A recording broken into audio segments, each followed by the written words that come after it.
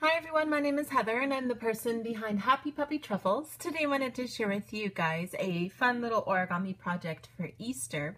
If you happen to have an 18-inch doll or an American Girl's doll, or any other fluffy friend too that you want to make a little Easter basket for, the idea of this project is to make it sort of smaller and to scale so that it can fit nice on their hand and stuff. So these are some of the supplies you're going to need to make this. Now we're using the fancy basket origami, the traditional origami, which I'll show you guys again how to make. And then I'm just going to make the handle just a tad bit longer than normal so that we can have a little room to have it rest on the doll's or fluffy friend's hand. So you need 2 sheets of paper that are 13 by 13 centimeters. And that's for the basket itself. And I think it looks kind of better if you have 2 different colors, but you certainly don't have to. You could make your basket one color, or you can have it be this alternating color so it kind of looks like flower petals on top. And then I'm going to be using I take my 13 by 13 piece of paper and cut it into 2 strips that are about 4.7 centimeters wide. And that will be what we'll use to then put together to make the handle. Now, if you happen to have something that was actually more like 25 centimeters in length, then you'd be okay to just use that. We will be actually gluing these pieces together. That's the only time you need glue. And we do need scissors just for one part when we cut some things. So, but I thought we'll go ahead and go through this and I'll show you guys how to make it. And I hope you guys can find some fun time to use it then. First, what we're going to do is start off with one of our pieces of the 13 by 13 centimeter paper and make the base piece.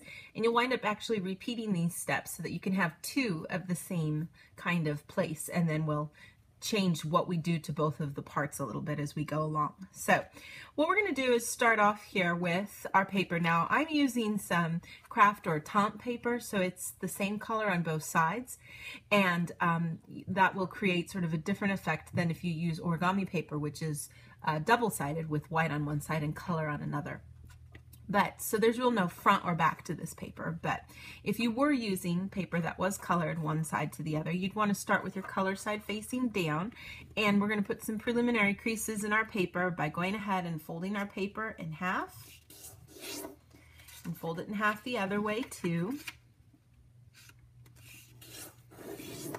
Then I'm going to go ahead and fold it in half diagonally.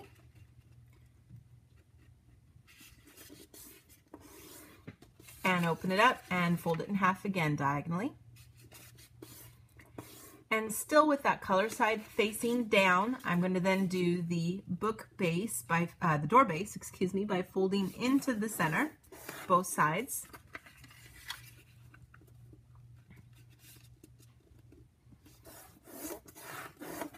Open it up, rotate it around 90 degrees, and repeat those steps one more time.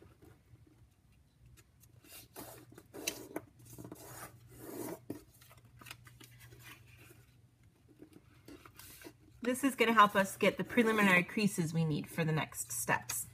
Open everything up, and then we're going to flip it over. So this is the time, if you were using a colored paper, you'd see the color side facing up now. And we're going to do a blend space where we take each of the 4 corners and fold it into the center.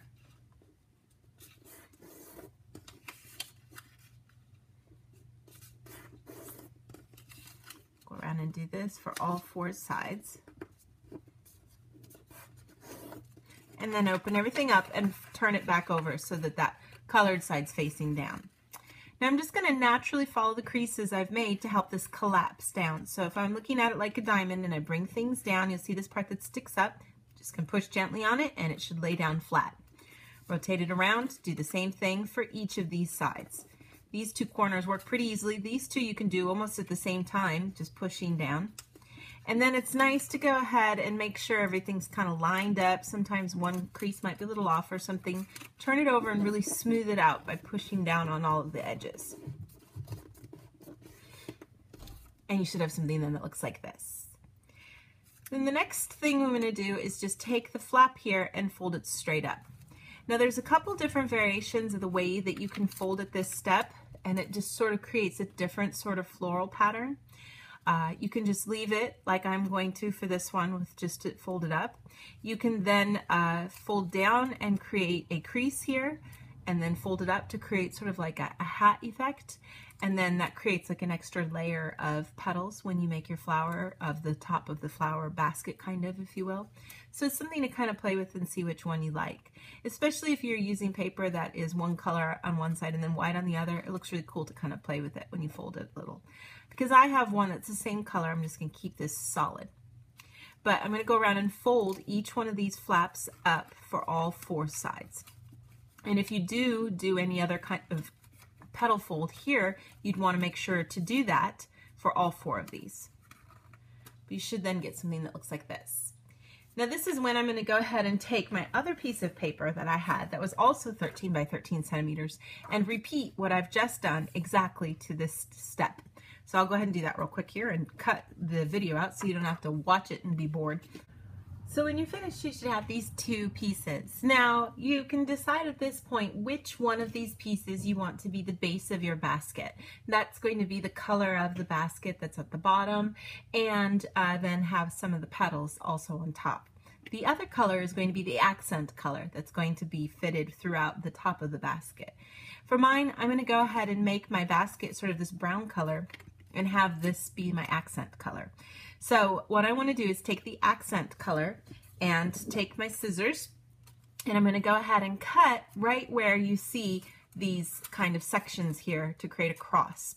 And that will create these 4 little pieces that look the same. So I'm just going to go ahead and cut right along here, and you might find that you get a tiny little bit of, you know, paper kind of cut off when you do this, and that's fine. Just this little like piece that sticks out weird, you can just get that kind of out of the way if that happens, because that's pretty common. Get these guys done. And then this last one here. So that's the only time you need the scissors, those are done. But then we have these 4 pieces that are all the same that we're going to be using to add as the accent. Now, on the piece that's going to be the base of my basket, I have one last little bit of folding that I want to do here with these guys. What I'm going to do is take this section and fold it over, take this tip and fold it so that it goes towards the center. You don't need it to be too close though, because what we want to be able to do is roll this back over, tucking that part behind. I'm going to do the same thing on this side too. So you can just imagine, you know, bringing your side pretty close to the edge, but you don't need to make it exactly, so that when you roll it over, it lays nice and flat. So I'm just going to repeat those steps for the other 4 so that I can get that side sort of tucked away. So when you're finished, you have something like this, and then I'm going to take each of these accent pieces and slide them in right between the 2 corner sides. Then take this new part that you see here, and it's going to be pretty thick because there's a lot of layers of paper. But what we want to do is roll it up so that it comes snug to this side and this side over here. It doesn't have to be exactly, but we're just going to kind of get the crease started, give a good crease to it. And it's okay if it sort of poofs out weird at the tip, because what we're going to do with that tip is tuck it inside of here. And you might need to kind of give it a little curl to help get it along, but you're going to just slide that under, and that will secure the accent piece then into what we have here. I'm just going to go around and do that for the remaining 3 sides to get all of these accent colors placed in.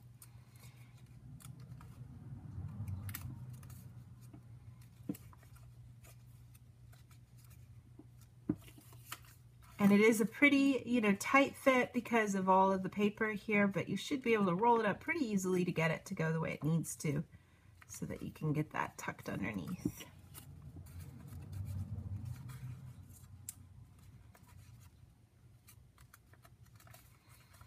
And that'll be the last one. There we go. So you should have something then that looks like this. Now the last little bit here is we're going to pop this open to create the basket. So if you look over from the other side, you can kind of see the beginnings of a crease starting already from when we creased this part up and over. So we're just going to kind of follow that by laying this down and pulling this side up a little and creasing a little with a finger or with a ruler to kind of get it going there. And I'm just going to go around and do that for all of these sides to kind of get the base. This is the base of the basket here that we're creating. And then I'm just going to go ahead and push from inside here making sure that when I do this, I don't push too hard suddenly and cause my little accent pieces to pop open. But what we want to do is, starting like with one of the corners here of the browns part that I made, I'm going to go ahead and, using my finger on the other side, I'm going to just kind of push this out so that I can reverse it and grab a hold of it. Like so. And then I can kind of smooth down my edges as I do this, allowing it to sort of stand up. So you get something like that. And once you kind of get one going, it goes along pretty easy. We're just going to be kind of grabbing this part here. Again, in my case, I'm using brown, but whatever color you've made as your base of your basket, you want to get that to kind of pop out and pinch there. And you don't need to go very far yet. We'll worry about making this smooth in a second. But first, we're just getting this part smoothed out. And really, by the time you get to the last one, it's pretty easy because they've already popped open. So you get this cool kind of 3D flower looking thing here when we're done. And then you can just make sure that you've got a good kind of, that you haven't made these go down too far. We don't want, you know, to go release this too far into the middle. So you should be able to just kind of stop naturally at that point where we get this nice little square base right there. And that is the basket area. Now the next step is to make the handle. And for the handle, what I'm going to do is, because I didn't have any larger paper that was this color, I just took the same size as the 13 by 13 and then just cut a little section of it to 4.7, about 4.7 centimeters. And what I want to do here then is, because I do want to put these together, I'm going to go ahead and just put a little bit of glue on the end of one of them. And this doesn't have to be horribly accurate or anything in terms of length, but I do kind of want to eliminate about a centimeter of stuff here, probably with glue.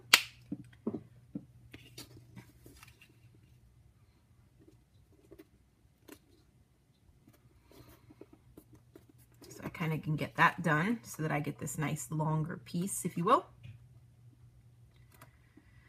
Now the next thing I want to do is I'm going to go ahead and fold this into thirds. So I can go ahead and start off by just looking at the tip here, rolling this paper around to try to get a little S shape, and kind of move it around until each of the sides is about the same, and then pinch down.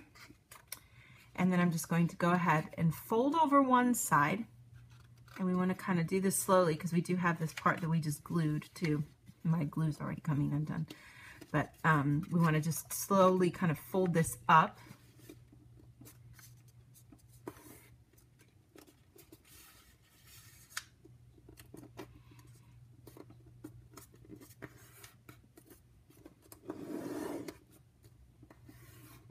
And then I'm going to take the other side and fold it over.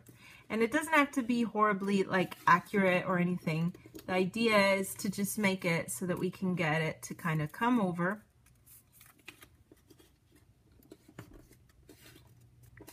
and not have any of the edges showing so much. You know, normally if we just fold something in half, we have two parts, edges showing, one edge I should say showing. This way we can have nice two creases, and then of course this underneath, but that will be underneath so we don't see it.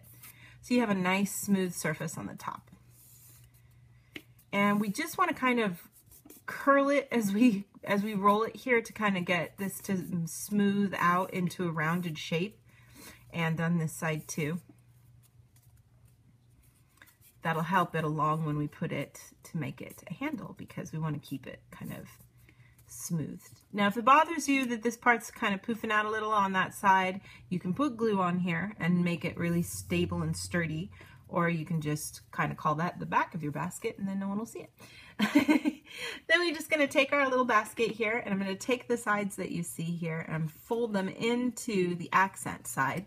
So I'm just going to go ahead and push these in here. And you just want to push it in as far as it'll go so that it can get up against the edges back here.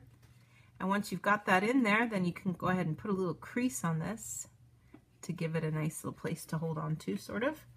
And I'll do the same thing on this side.